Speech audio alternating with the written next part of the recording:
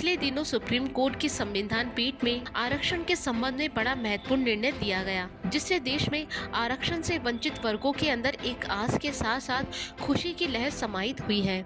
वहीं दूसरी ओर आरक्षण का लाभ जो एक विशेष जाति ले रही है, उनके मंसूबे बिखरे हुए दिखाई दे रहे हैं।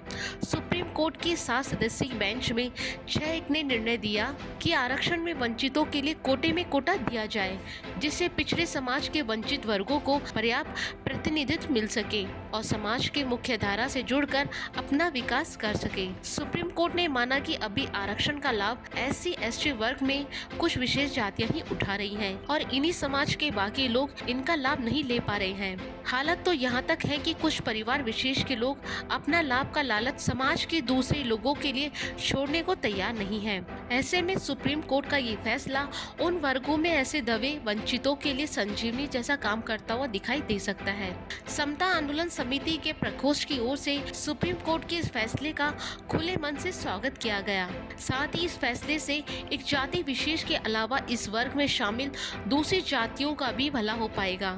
इस भावना के साथ सुप्रीम कोर्ट को धन्यवाद दिया गया। सुप्रीम कोर्ट की 7 सदस्यीय SC/ST जातियों में आरक्षण और सरकारी योजनाओं के लाभ से वंचित जातियों तक पहुंचाने के लिए SC/ST वर्ग का उपवर्गीकरण किए जाने की जरूरत और इन्हीं वर्गों के क्रिमिनल लोगों को जो पीढ़ी दर पीढ़ी एक ही परिवार के आरक्षण का लाभ ले रहे हैं, उनको बाहर किए जाने के निर्देश देकर इनकी पालना करने की जिम्मेदारी राज्य सरकारों पर छोड़ी है। राजस्थान में SC वर्ग की कुल 12 जनजाति और उनकी उपजातियां शामिल हैं, जिनमें से क्रम संख्या 9 पर अंकित मीणा जनजाति के नाम से राजस्थान का मीणा समुदाय ही लगभग सारे आरक्षण और सरकारी योजनाओं का लाभ ले रहा है। इनकी जनसंख्या राष्ट्रीय स्तर पर जनजाति समुदाय में मात्र 0.3% ही है।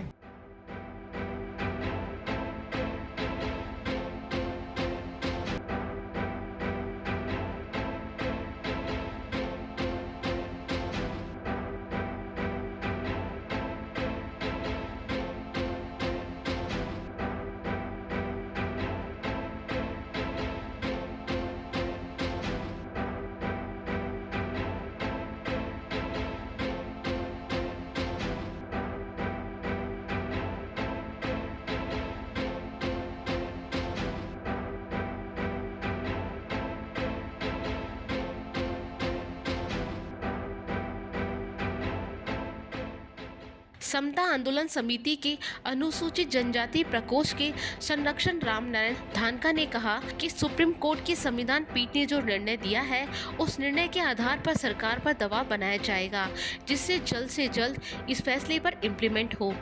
साथ ही हमारी जातियों का उपवर्गीकरण किया जाए, जिससे हमारी जातियों को भी विकास की मुख्य धारा में आने का अवसर मिल सके।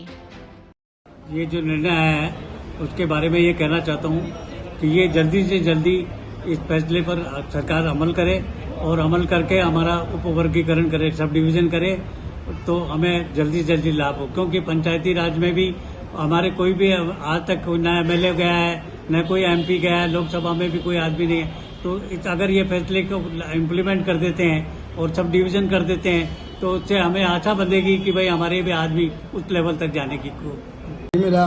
एक तरफा एक ही जाति को जरा मीणा समाज को आज जो ये फैसला सर्वोच्च न्यायालय का फैसला है, ये फैसला पंचायती राज में भी लागू होना चाहिए।